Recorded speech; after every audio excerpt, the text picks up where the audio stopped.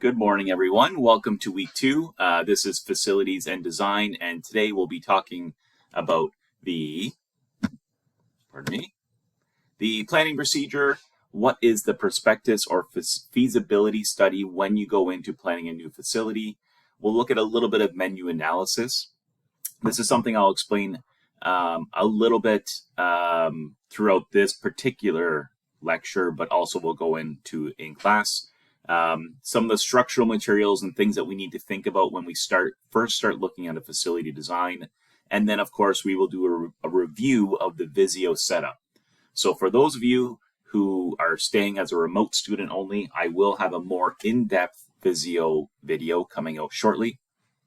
Otherwise, for those of you who are going to be attending in class, that will be enough to get you started. And then in class, I can show you a lot more stuff in person.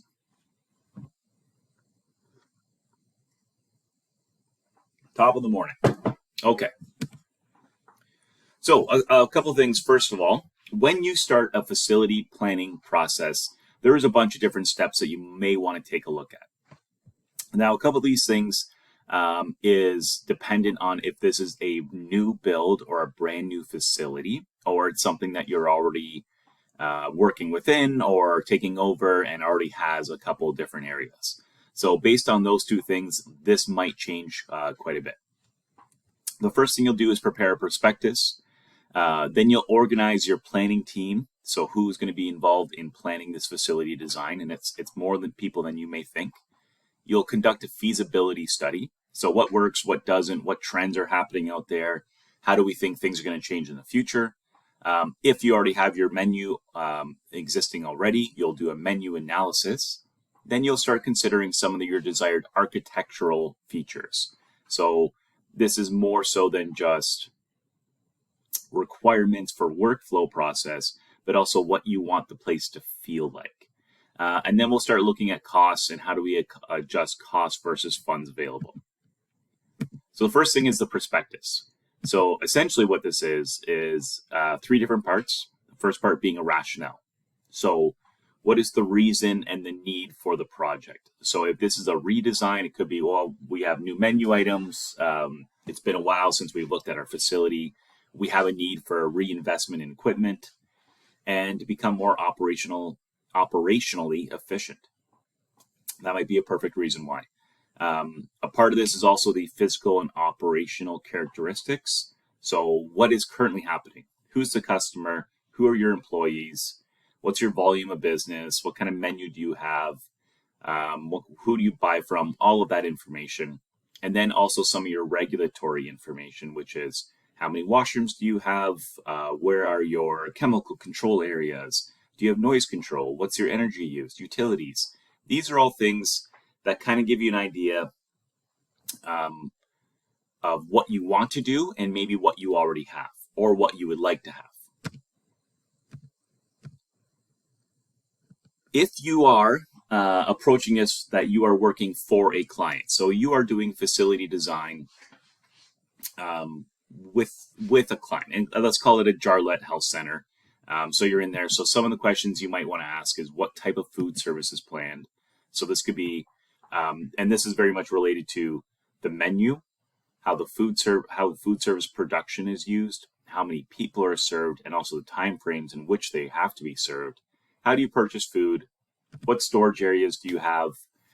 What equipment you may need?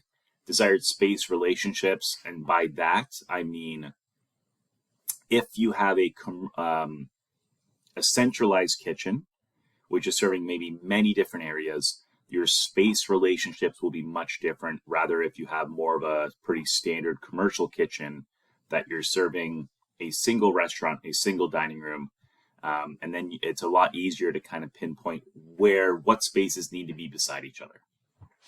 Are there persons of disabilities? And if so, where are you storing walkers and wheelchairs, and how are you helping them to get to certain kinds of tables? Energy sources, budget, safety precautions. These are all some of the questions you might ask. And a lot of these questions, as most good questions, just open up more questions that you have to ask as well. And that's okay. The planning team may be a lot of different people. The owner of the actual place, the food service manager, the food service design consultant, which kind of in this role is you, but then you also want to bring in your architects, your builders, your contractors, and engineers. Now, I always like to think that the food service manager or food service design consultant and the architect should probably get to this first. They take a look at it because one knows how the processes should work, and the other one knows what's, able to be done. You might not be able to just remove walls, and you can't run water someplace because it's too expensive. So you kind of want all these people in on this. As a planning team, you would be responsible for creating the floor plan, what building materials, writing the specifications, and this could be the actual drawings, choosing equipments and furnishings, and then selecting vendors. Now, we don't talk a whole lot about sustainability, but this is kind of where that sustainability portion comes in, where you can really start saying, okay, I can probably get building materials and furniture and stuff from your IKEA, Amazon, overseas, cheap but cheerful style of vendor, or I can partner with someone that's maybe local. It may cost more, it may last longer, and it also has that desired effect of keeping money in our local economy, which is very important because you are serving local customers, local clients and patients. And then we'll do a feasibility study. So this is a collection of all the data. I like doing these kind of things. This is like the nitty gritty little research. You kind of find out a lot about yourself, but a lot about what other people are doing. This is where you start applying some of the trends that we've spoken about in the first week. And we look at new technologies. And depending on if you are a new facility or an existing. So for the major project, as a reminder, we will be doing a retrofit or a renovation for an existing facility redesign. We have outer walls that cannot be moved, right? It's part of the college. It doesn't work like that.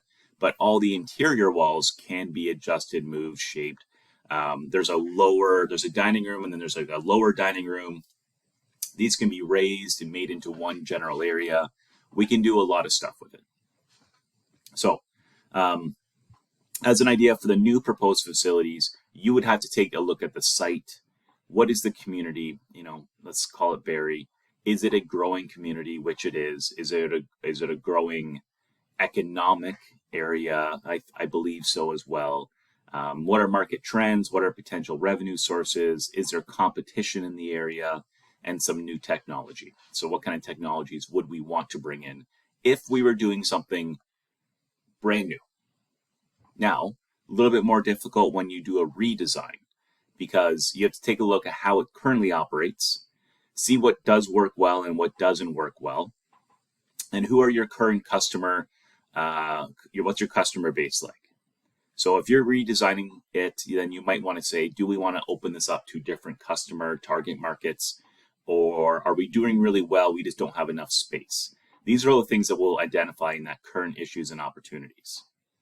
So for the GDR, in my mind, when I look at this, I take a look at it and say, we're doing fine. Usually they run 5 lunches and a couple dinners every single semester. But we have an issue where every semester new students join and they aren't able to serve for the first 5 weeks of the semester because they're training. So we're losing 5 weeks of every 14-week semester. That is one of my highlighted issues, that it doesn't seem like that works well. We also look at additional revenue sources, feedback from clientele, and as opposed to bringing in new technologies, it might just be innovating some procedures or bringing in some small amount of technology, but you probably wouldn't do a complete overhaul. And then it comes to a menu analysis. So a menu analysis, so this is for well, I guess it could be for both. Menu analysis really is helpful with pre-existing and will highlight a lot of potential, maybe not concerns, but a potential strategies if it's a new build. But if it's a pre-existing, we'll look at the menu, the food service system, and the style to determine much of the design implications. Hold on, let's get some coffee. It's Sunday morning over here, just so you know.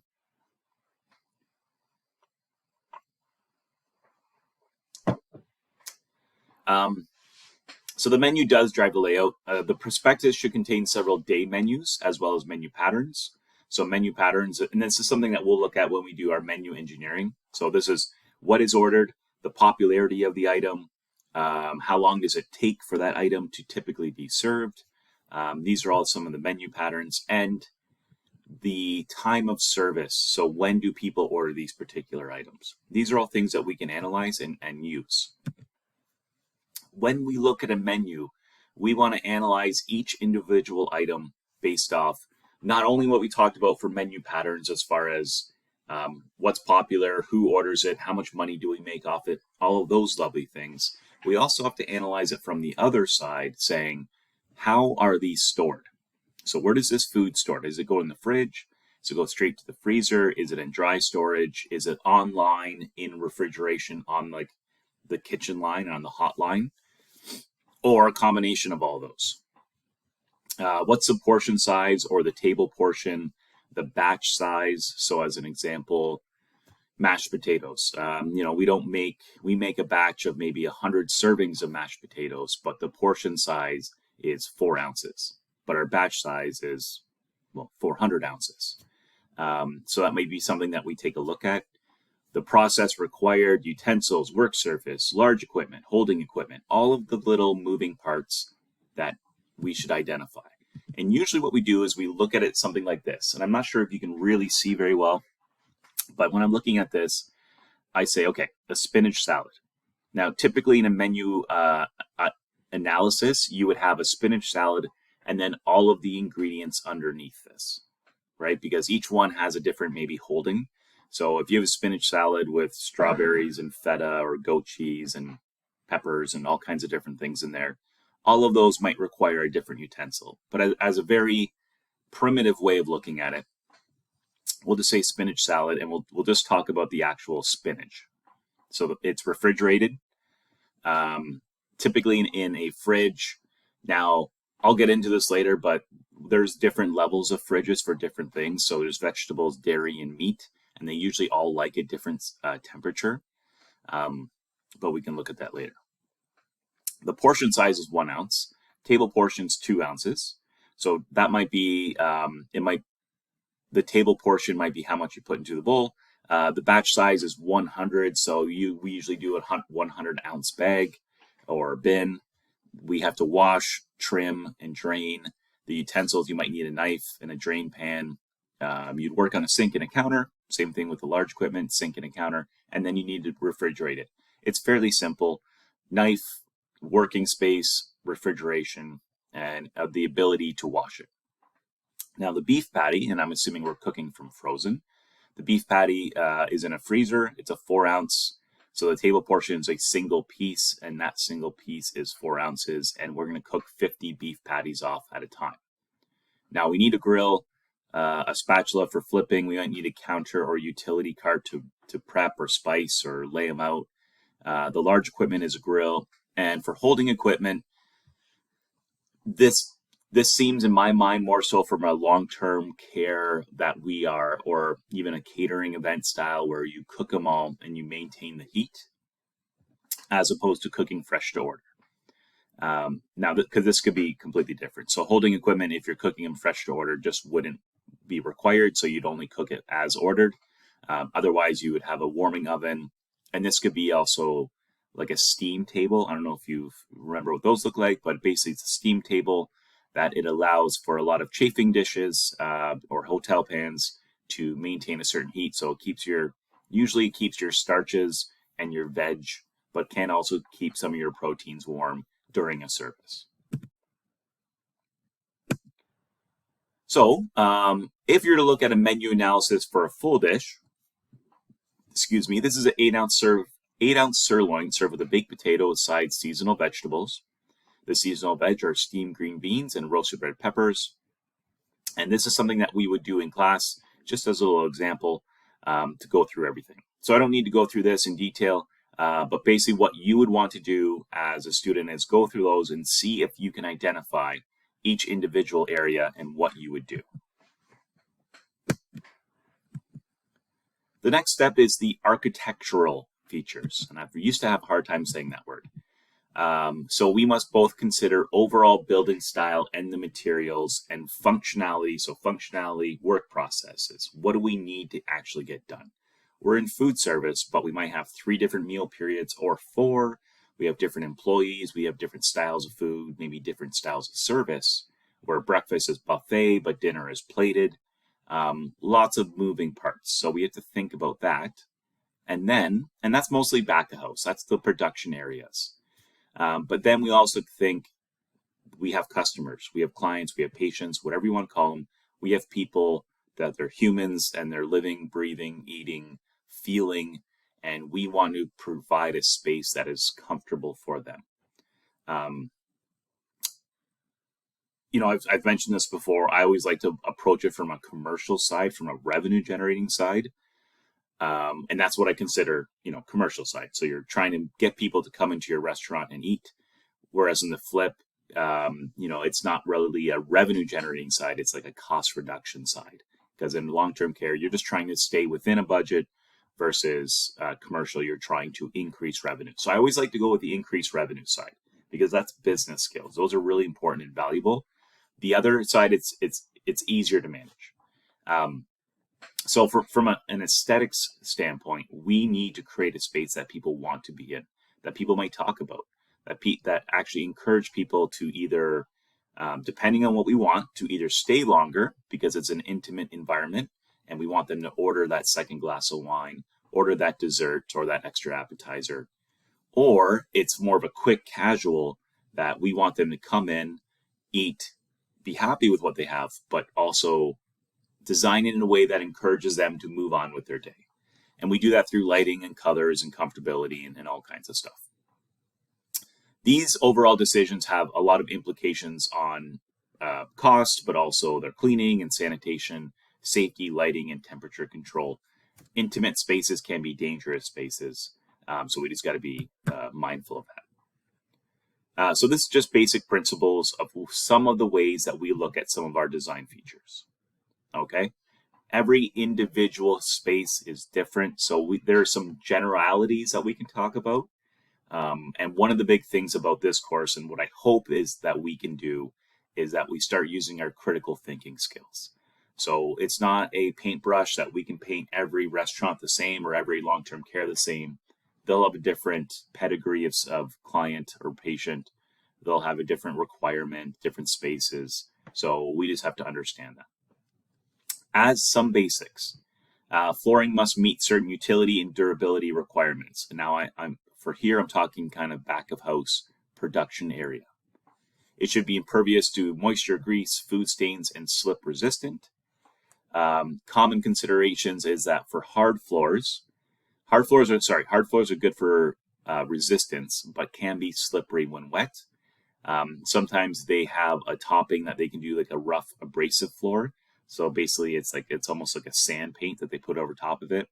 It's safer, but it also doesn't clean as easily. Carpet is very comfortable from a front of house perspective for guests and is bad for food stains, but is easier on joints and softer steps and easier on feet. Hardwood is beautiful and elegant, but it's porous and it's expensive. Tile is often the most popular in kitchens as it can be easily replaced and durable. And all kitchen floor tiles should go up the wall 6 inches. So it should go across the floor, but also up the wall. This is really to stop mold and other things happening when you're mopping, because when you mop along the edges, you always hit that area of the wall. So it'll give you an idea that this, other than the bag of potatoes that's on the floor, which is totally not cool, and your bus, like all the stuff that's on the floor, that shouldn't happen. They should be raised up. But other than that, this is your tile floor that has that little bit of a porous or concrete floor. Here's your tile floors. As you can see the floor drains and they're all kind of tapered to that. Kitchens can be sexy. These are not what I would consider sexy kitchens, but they are functional. They are clean. They work. And it's probably representative of some of the places that you work. Now, when it comes to flooring, so you have this lovely, beautiful hardwood floor. It could be even laminate, it could be an acrylic. It could be different options, but what they all have in common is that they are slippery when wet, and depending on what you are trying to sell. So I know in long-term care, and I worked for Roberta Lodge for a little bit doing something along these lines, they had carpet because it made sense. It was softer for falls. It absorbed water where otherwise it would be slippery. And yes, they would have to replace the carpet every 5 to 10 years and get it steam cleaned every so often. But that was well worth the safety it provided. So this could be the example of a carpeted floor, and they don't need to look horrible either. You know, you can get carpets that actually look like a hardwood. So it's giving an idea. Walls and ceilings. So walls must be covered. So all walls, nothing can be open into insulation, open into wiring, nothing like that. So no joints, wires, pipes showing. So this is a health unit. So all walls are covered regardless of where it is. Walls in kitchen should be covered with a durable material that is not porous. So drywall, porous. Yes, there might be like a paper or like a maybe bit of a surface, but really in kitchens you'll want a fiberglass reinforced panel or stainless steel. There's wall boards with like a semi-gloss treatment or a glossy treatment, and you'll see this a lot also in that go over top of drywall. So it's quite useful that way. Ceiling heights are typically 14 to 18 feet on an average. They should typically be lighter in color. And we also like to treat ceilings and walls with as much absorbent material in the front of the house anyways. Because what will happen there, so you'll see in this one picture, and I can these right here, they may look like they have some sort of technological purpose or there's a reason for it. They're literally 1 by 1 pieces of wood built together in a little square, covered in fabric, nailed to the ceiling. Now they've done it in a style that makes it look like it's, there's a reasoning for it. The only reasoning for it is because it's such a wide open place that the noise will bounce off and it'll actually disrupt diners quite a bit. The clinking of knives on plates and glassware, and music. So this kind of just helps absorb all that material or all that noise. Lighting. So lighting is very, very important. And it's all very much dependent on what we are doing. So lighting must be adequate for working spaces, but efficient and suitable for guest areas. So lighting is measured in foot candles or feet candles. The sun is 10,000. Overcast day, like it is today, is 100. So that will give you an idea. And 1 square foot, so the way that we measure it, so you kind of put an orb around 1 square foot, and that is how a foot candle is measured. So light inside 1 square foot sphere. So natural light, it's a sustainable option. It usually covers the majority of breakfast, lunch, and a bit of dinner. And it should be used as often as possible. More difficult to do in some of the larger places. Dining rooms are often very good at it, but we put kitchens kind of within the body of the beast of long-term care that often doesn't have windows looking out. So we can't really use natural light there. The intensity in color light is application specific. So recessed fluorescent lighting in the back of house is preferred, and incandescent or halogen in serving areas is preferred as well. So this is a design principle graph for lighting and just gives you an idea. So this is light intensity in foot candles. Now, nowadays, if you look, this would be lumens. So it's foot candles, but if you look for lumens if you get a light bulb, it's not watts. Everyone thinks, well, a 40-watt bulb is brighter than or is not as bright as a 60-watt bulb. That actually has nothing to do with it. That is the energy requirement for it. Now with LEDs, and they're called micro diode. It's a chemical reaction light bulb. It's actually pretty neat. There's no heat whatsoever. Super bright, super inexpensive, lasts like 20 years. These new lighting, you look for lumens, not watts. So you can use this as kind of a guideline where in fine dining, you want maybe 15 to 20 lumens or foot candles, walkways in storerooms, 20, 30 to 40 in kitchens. 40 to 50 in fast service cafeterias. The brighter the light, the faster people move, and the safer. And then 70 to 150 in those very specific reading areas, weighing and measuring, record keeping, and usually you wouldn't go over 100. You can go up to 150 depending, might turn a little light, like a desk light on, and that's very bright. So you also have to keep in mind a couple things such as the reflective nature of materials. So this could be mirrors and glass and stainless steel. All this stuff is reflective and it will shine onto other things. So we like to use in front of house spaces, we like to use what we call indirect lighting because it's not shining right directly into your eyes, but usually bouncing off a couple things first. As an example, this lovely lit up little bar area, I like it, but what you can really see is that you can see where they put these big long light, what are they called? Not canisters. They put those up there, but then they've slatted the roof, so only a little bit of light. All of these lights here are either going up or showing they're facing down. Some candlelight. It's a very well warm and lit room, but there's no light shining directly in your eyes or off of reflective surfaces. It's a good job. Here's an intimate picture. So intimate dining.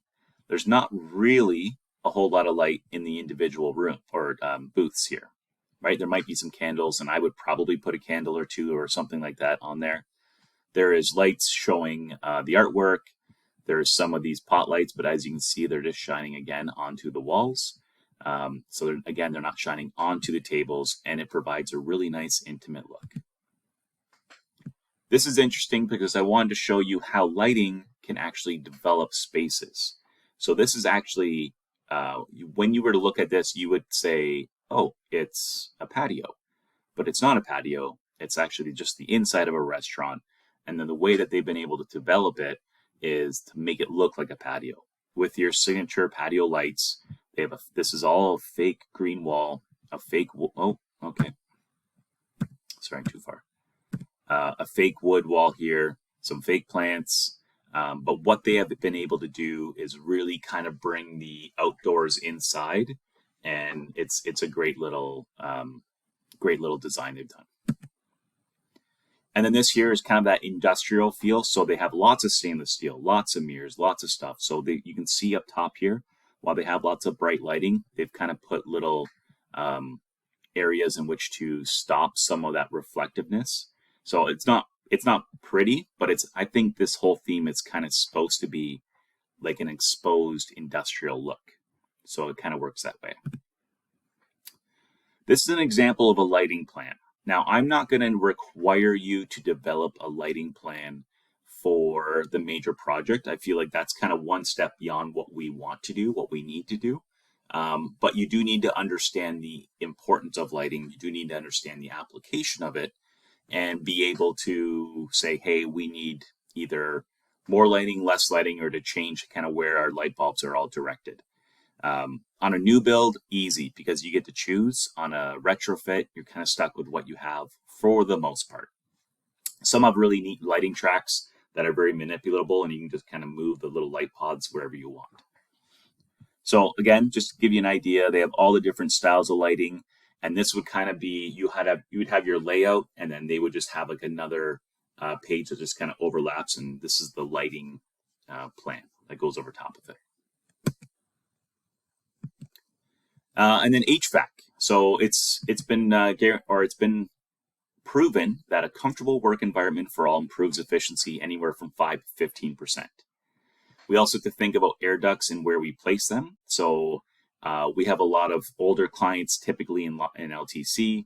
So having blasts of cold air or blasts of hot air, either way could really affect them. So ensuring that we are able to diffuse and put those where those cold ducts are going. So more so wraps around the room as opposed to just blast down on a table specifically. Also maintaining humidity is especially important. And it's important in the dry storage areas, but just important in general for all employees and guests. And then there's one thing that I do want to mention, which I think is really, I think it's kind of cool, but it's also important. It's something I didn't realize when I first started designing restaurants that it even mattered. And it is positive versus negative air pressure. So I think this will show you better. And it matters a lot in healthcare, more so than it does in, food service, but it still matters in food service. So negative room pressure means, so if there's negative room pressure in this room, that means it'll draw positive air pressure, or it'll draw air into the room. So if a door opens up, it's drawing room air into that room. That's okay. Positive room pressure means that when that same door opens, instead it'll push air out from the room into the hallway. That's also okay. But what we need to understand is where we want that to happen. So in terms of a hospital, if you have a COVID positive patient in a room, any disease that's contagious, you want negative air pressure, meaning when the doctor walks down the hallway, goes into this room, the hallway air goes into the room, and the potentially contagious air does not leave. Now, from a restaurant or food service perspective, we want to think about kitchens. So a kitchen, you have garlic roasting in the oven, you have bacon being sauteed, you're cutting onions, and it's hot, hot. So you have smells, and it's hot, and all kinds of stuff. When people come in from the dining room, and when they come into this particular room, you don't want the onion, garlic, and bacon smells to go right out. Like a little bit's always going to go out, and you don't want the heat to go out. Rather, you want the cool air from the dining room that's been temperature controlled to come into the kitchen.